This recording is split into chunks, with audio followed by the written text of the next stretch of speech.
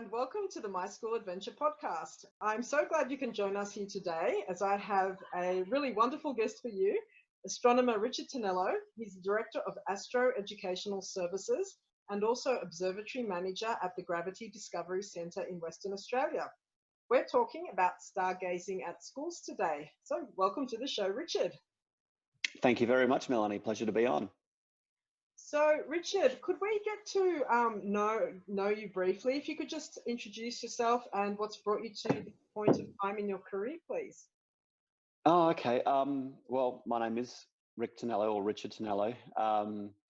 I am an astronomer. I worked for between, I think it was 2004 to 2010 at the Perth Observatory when it was a research institute. And there I fulfilled a number of roles, most notably the public outreach and public education officer, but also engaged in some research projects, most notably tracking and assessing near-Earth objects, so asteroids that would potentially collide with Earth. Also worked on a project through the NASA JPL, Jet Propulsion Laboratory, where they slammed a impactor into the surface of a comet, Comet Tempel 1, back in 2000 and I think it was 2008. I can't remember the exact date, but we provided photometric and astrometric data to the University of Maryland in the United States, so the spacecraft could make a successful rendezvous with this comet nucleus. After leaving there, I started my own business called Astronomy Education Services, where I go out to schools and communities and bring telescopes out to them and show them the night sky and teach the students about astronomy. I currently lecture at the Edith Cowan University for the School of Science, and I teach astronomy there for first years as an elective, and also work as the senior astronomer at the Gravity Discovery Centre up at Gingin, just about an hour's drive north of Perth. Where we do a lot of education and Indigenous astronomy nights, and also support astronomical research going on there as well. So that's kind of my career in a bit of a nutshell, and still going strong. Sounds really exciting. And Yeah. with Astro Educational Services, as you said, you do incursions to lots of schools. So that's what we talk about mainly today, but all of that sounds really exciting. And I'd just like to briefly talk about the exciting new black hole photos that came out a couple of weeks ago. And I think that Yes. makes it more relevant to students as well. Could you tell us a bit about that? It does. Well, these are the very first images ever taken of a black hole, and its accretion disk around it and its event horizon. And for a long time prior, they were just either thought experiments or very good computer simulations. You might recall seeing the movie Interstellar with Matthew McConaughey. Well, the science advisor to that movie was a fellow called Kip Thorne, Professor Kip Thorne. And he's recognized internationally as the expert on Einstein's general theory of relativity, which describes gravity. He's also the expert on black holes, gravitational waves, and also wormholes as well. And the depiction of a black hole in that particular movie was one of the most accurate ever depicted. In fact, that simulation, which was led up by Professor Thorne, was used to publish a number of papers about the dynamics of a black hole and the accretion disk, etc.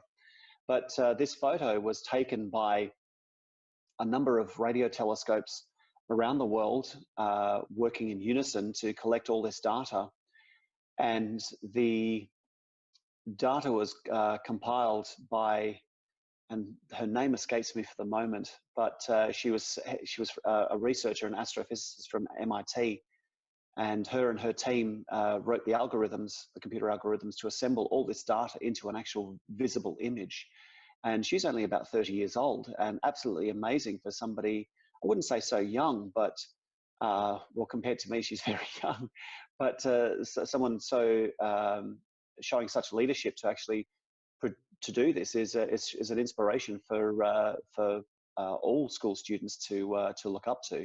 So yeah, this image of a black hole is absolutely unprecedented, and it certainly opens the doorway for us to start exploring these enigmatic celestial objects. So it's a massive step forward in our understanding of what these things are.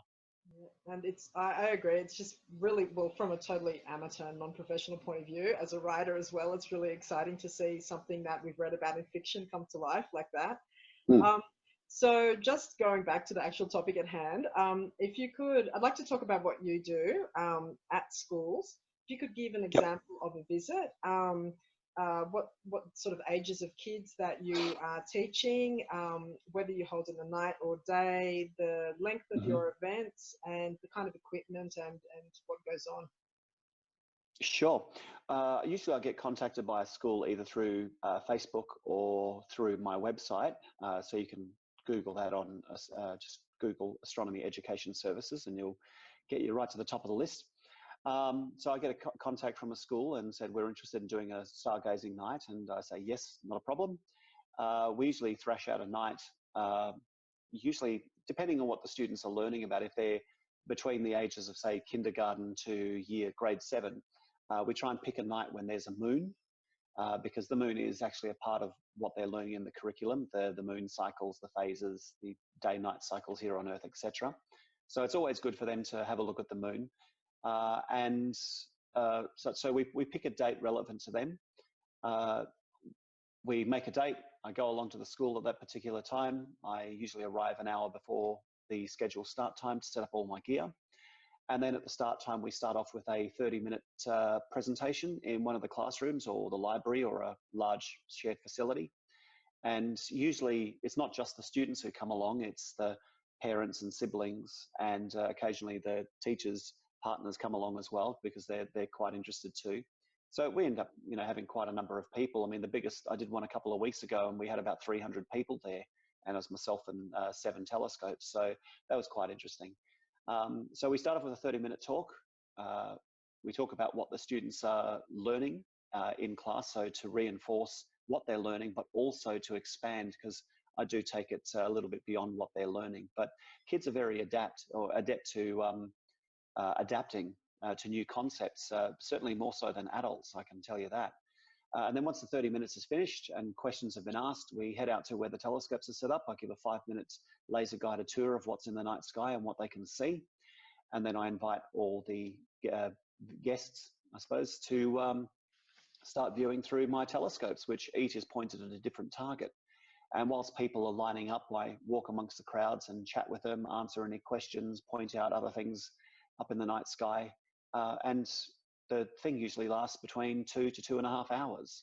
So yeah, it's quite an involved process, but it really gives the school value for money when it comes to doing events like this. But of course, that's run at night time, but I also do daytime events where I go to the school, the classroom, and I do an hour-long presentation, whether they're learning about the solar system or that's in primary school, or if up in their upper grades like high school. We talk about stellar evolution, like how stars are born, how they live, how they die, cosmology, the Big Bang, all kind of things like that. And then from there, if we have time, if time allows, we head on outside where I have a dedicated solar telescope and we actually observe our sun, which is, of course, our nearest star to our planet, where we can observe it and see all sorts of interesting surface features. So it actually makes it a little bit more real and tangible for the students rather than just seeing it on a screen. They can actually see this thing in real life, which is pretty amazing in itself. So they're the two main services that I provide as well. And could you talk to us a little bit about Indigenous astronomy, how it differs from Western astronomy, and whether or not there's a website or association people could find out to learn about more about that, if you don't cover it? Sure. Well, the term Aboriginal astronomy is a fairly broad term. You have to understand that there's all sorts of different Aboriginal mobs out there, all different peoples with their own different belief structures and dreamtime stories.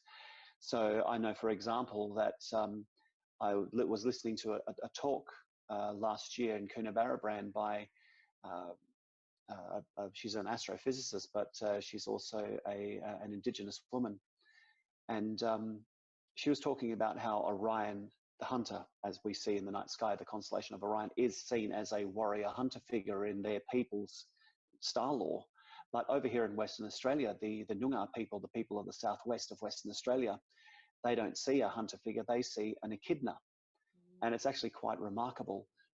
So there's a lot of different stories to all these different star patterns that are up there. So to call it Aboriginal astronomy as in one sort of universal name is, I believe, is wrong.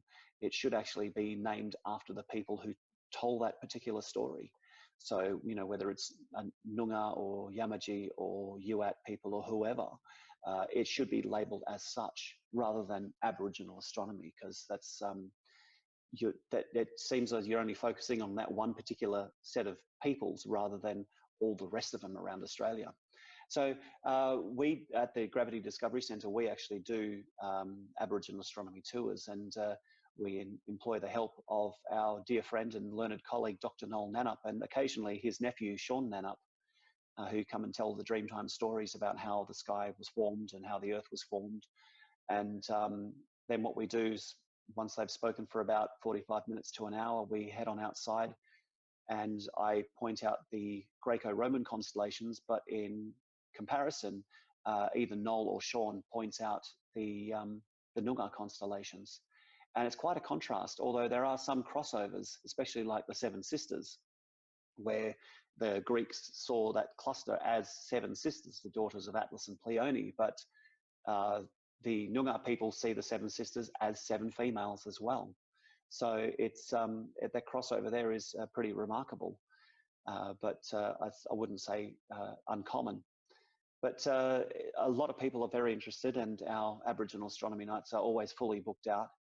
And as far as finding out more about it, you could either contact the Gravity Discovery Centre if you're local in Western Australia and come along to one of our nights. But if you're interstate, then certainly you can still contact us. But unfortunately, you'll be getting or not so much unfortunately, but you will be getting the Noongar perspective rather than from the particular area where you're from. So I think that's more of a figuring it out for yourself if you're from other parts of Australia. And certainly reaching out to maybe some of the particular elders would certainly help to find out more information about it. But they can only tell you so much because the stories go very, very, very deep, and you have to have certain initiation rites and certain things you have to do before you are revealed these deeper story meanings. So we only just get essentially the tip of the iceberg, which is amazing enough. But yeah, that's one thing I suggest to people, is to reach out to their local Indigenous elders and start up a dialogue with that. Thank you. That's a really good point. So the reason why I'm talking to you today is because I'm very interested in schools to think about if they would like having an option of running stargazing as a social or perhaps healthy fundraiser event. I think it'd be really wonderful to meet under the stars with telescopes and with astronomy storytellers. It's inclusive to everyone. It's educational. It's interesting. It's away from tech devices, and allergy inclusive as well. You don't have to have food or one of these things. So if we, I had a look on the internet and I could only find 3 astronomy services such as yours, including yourselves, 2 in WA and 1 in Victoria. So we are unlucky enough not to be close to you, and we can't have service like yours. What could a school do to perhaps organise one on their own? Oh, okay. Well, what I'd recommend is to perhaps get in contact with some of the local clubs, astronomy clubs, and there are a few around Victoria, New South Wales, South Australia, pretty much everywhere in Australia. There's always an astronomy club kicking around somewhere. And if you approach the people involved in the club, I'm sure that they'd be more than happy to bring some of their telescopes and show them off and actually show off the night sky. And certainly a few dollars to help them for their Christmas fund wouldn't go astray. But indeed, if you line up somebody, or even somebody from a university perhaps that studies astrophysics, like Victoria at the Swinburne University of Astrophysics and Supercomputing, I'm sure they may have an outreach division. So certainly they'd be the ones to talk to. But failing that, then certainly one of your local astronomy clubs would be more than happy to come out with their telescopes and show off the night sky through their scopes and tell you a few stories about what's going on up there. So that'll be my first suggestion to teachers out there is to approach the local astronomy club. And how many telescopes do you think you need per sort of group to keep things running smoothly? And also, how would we get the best out of the night if we are a school that's in the city that has a lot of light shadow? Mm. How can we focus on certain events or planets? Yeah, well, I'd recommend, well, first of all, depending on how many people, if you have something like, say, 120 people who are going to show up, I'd recommend probably about, say, 4 telescopes. You might be able to get away with 3, but 4 telescopes would certainly help. But if you're up around, say, 300 people, then I'd probably recommend at least 6 or 7 telescopes. And again, if you get in contact with a club, then they would certainly pitch in to help out, and you may end up getting 10 or even 20 telescopes, depending on how many members there are. But what you can see from, say, a light polluted centre, like if you're very close to the city, which I tend to do quite a lot of around the schools in metro area of Perth, I usually go for things that are bright and easily seen. So such as the moon, if the moon is at a decent phase, like, a couple of days either side of first quarter. Full moon is usually it's a bit too bright to observe. But around first quarter moon is actually a very, very good time.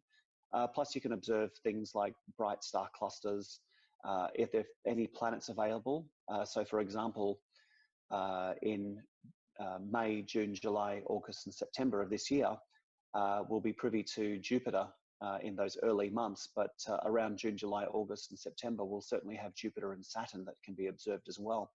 And it's amazing to actually get students to actually see or observe Saturn through a telescope in real time, because they're so used to seeing it in a book or a computer that when they're actually confronted in real life, it's this very surreal moment for them and they just can't believe it. And their gasp of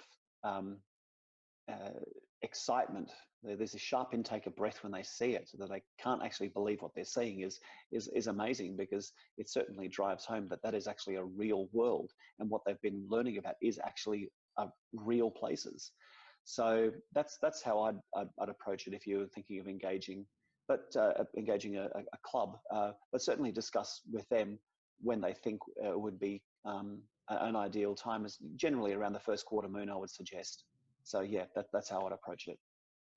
And any mistakes that schools could avoid on the night?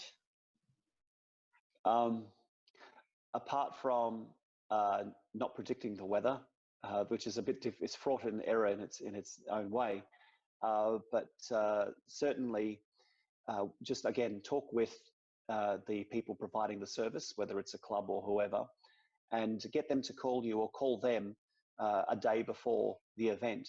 So if inclement weather is predicted for the following day or the day of the event, then you can actually call it off before you start defrosting any sausages or anything like that.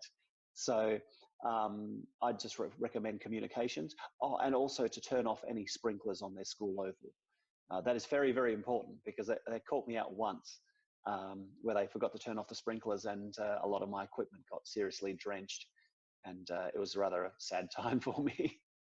But apart from that, that's the only things that I can sort of I can recommend. Okay. And is it better to hold it in a particular part of the school, in the car park, in the grassy field?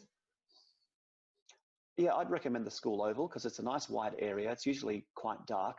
There's no lights on the oval, unless of course they share it with a football club and they're doing footy training that night or something like that. But generally the oval is the best place, because it's wide open area.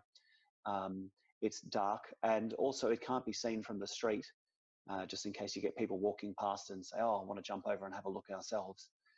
So yeah, the school oval is probably the best place to do it. Okay, thank you so much. That wraps about all my questions for today. Yep. Did you have anything else that you would like to add that I haven't covered here at all? No, I can't. But feel free to check out, I was going to say to your listeners, feel free to check out my Facebook page. So just look on Facebook, Astronomy Education Services. If you like it, hit subscribe, or hit follow or like or whatever they do. And also check out my my Facebook page. Oh, sorry, not my Facebook page, my website, which is Astronomy Education. Just Google Astronomy Education Services, and that'll take you straight to my website. So apart from that, that's all I got to say. Thank you. I'll include the links in the show notes as well for listeners Thank you. who'd like to know. Cool. Thank you, Richard, very much. My pleasure. No worries. I hope you enjoyed this week's interview about stargazing in schools with astronomer Richard Tonello. Maybe you'd like to try a stargazing social night or healthy fundraiser at your school. It would certainly be a stellar event. And I hope you can join me next week when I interview Sarah Weir, P&C Vice President of Woodhill State School, about running their big and dangerous fundraiser, a billy cart derby. Yes, they have a big hill and they're not afraid to use it. See you then.